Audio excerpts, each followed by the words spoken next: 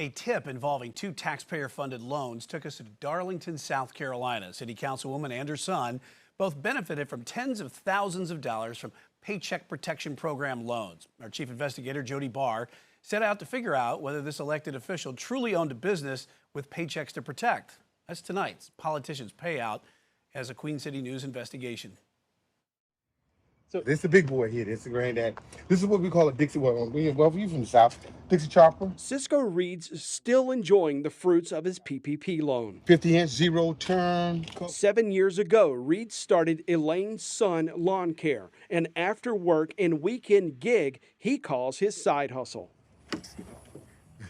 One-stop shop. Reed applied for and was awarded a $20,832 PPP loan in May 2021, a year into the pandemic. Small Business Administration records show Reed asked for the loan to protect one paycheck in his sole proprietorship. It was able to help me to go from a push to a zero turn. And in this business, you got to have a zero turn. There's no way around it. You got to have good weed eaters. So this was bought with a loan? Yeah. Yeah, so people may look at this and they say, wait a minute, Cisco Reed, the title of the loan was Paycheck Protection Program, not Equipment Purchase Program. Mm-hmm. What would you say to that? But it was for small businesses. Federal records show Reed's loan was forgiven in June 2022. I know in this PPP loan era during that time, there was a lot of scams, but you can see that I gave document that I had the business before PPP loan, I had it during the PPP loan, and I have it after the PPP loan. How you doing, Miss Reed? Hey, I'm Jody Barr with Queen City News. Hey. Hey. I do apologize. I one of these. Oh, okay. Well, I got hugs too. I give a hug. Oh, hey, okay. Can we talk to you about this PPP loan? Well, you know, I got 5 minutes. I'll only take one. The PPP loan database also shows Darlington City Councilwoman Elaine Reed, Cisco Reed's mother, received a $20,833 PPP loan. We filed record requests with City Hall and the state looking for corporation filings and business licenses. The state had no records for the Reeds, but the city provided copies of business licenses for Cisco Reed, one for 2019, nothing in 2020, and another issued to him in June 2021, 3 weeks after the government approved his PPP loan. Make sure all the newspapers get this. But the city had no record showing the councilwoman ever held a business license there. We asked her to schedule an interview with us, but she wouldn't. We found her outside City Hall last month. And I was doing it to just kind of supplement my son. And his is Elaine's son's, and that's how it was spent. So you got a PPP loan, but you don't have an employee, you don't own a business. Well, I do have an employee at that time. I just, paid them to be able to do the work. And that was to be able to help with the lawn, the record, do the work. The other thing that we've seen is, it is not uncommon at all for people just to make up a business. Former United States Attorney Bill Nettles knows this and says similar questions surround hundreds of PPP loan cases across the country.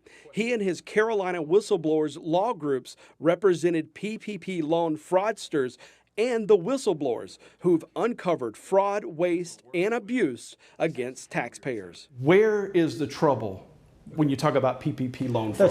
That's a real good question, right?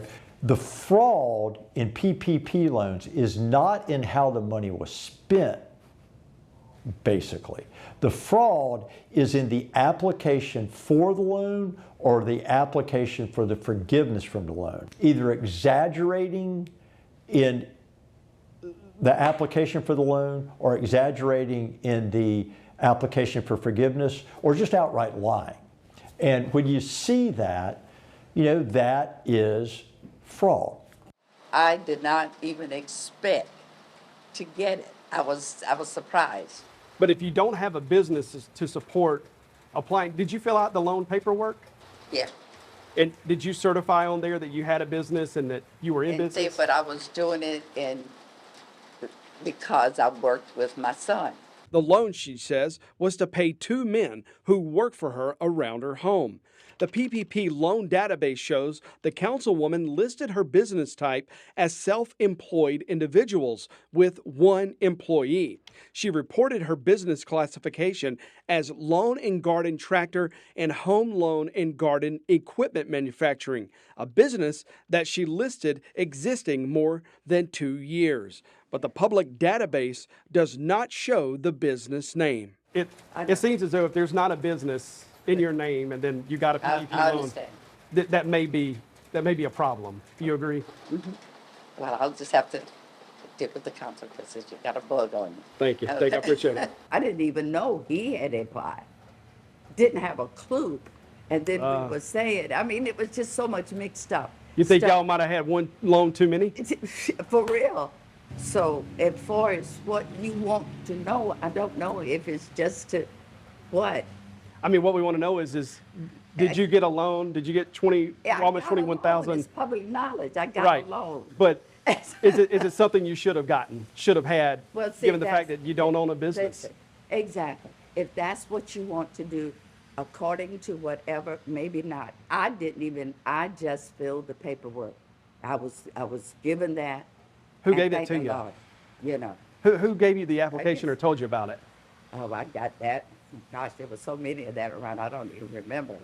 Cisco Reed told us someone also approached him about the PPP loan opportunity, but he too could not remember who that was. I know we didn't go to the same people, so. Who did you use to help you with yours? I went to a tax service. Oh, I don't know the name. In Darlington? I want to say, matter of fact, I want to say in Hartsfield. You don't remember who that was? No, I don't or remember where it was? I don't remember who it was. We asked both Reeds to help clear up these questions by showing us a copy of their PPP records. The government required applicants to, in good faith, give the details of their business, payroll amounts, and the number of employees who they paid payroll taxes for, including any independent contractors for whom they filed IRS Form 1099 miscellaneous. The government requires borrowers to hang on to employment records for 4 years and 3 years for all other records. Can you share your application for that loan with us? I can find it. A month after this interview, the councilwoman tells us she still has not found the copy of her PPP loan records. She did tell us she's working on getting her loan forgiven. You know, If I could because see the application, that might clear this up. Clear what up? See, I don't know what the problem is. Well, the problem is that you got a business, a PPP loan to Yeah. protect paychecks for a business that you have, and we got no record of you having a business. Okay, so that's the fact. That's it. A report from the U.S. Small Business Administration published last month shows more than $200 billion in suspected fraudulent payments made from pandemic loans. More than 1,000 indictments, 803 people arrested, and 529 convictions across the country. The government's recovered only $30 billion of the $200 billion lost to pandemic relief fraud. Both Cisco Reed and his mother Elaine contend they followed the third-party advice that led them to their loans. Your job is to kind of defame or show the bad side of the negative. There's no negative. We wouldn't have come here if that was our Okay. job, if that's what Look, we're after. Sweetheart, everything, my intentions are all good. They are asking for. I spoke with both Councilwoman Elaine Reed and her son Cisco earlier this week. Both tell me they cannot find their PPP loan applications or their forgiveness paperwork. As we told you in the report, Cisco Reed's loan is forgiven, but the Small Business Administration's online records show Elaine Reed's loan is not paid off and not yet forgiven.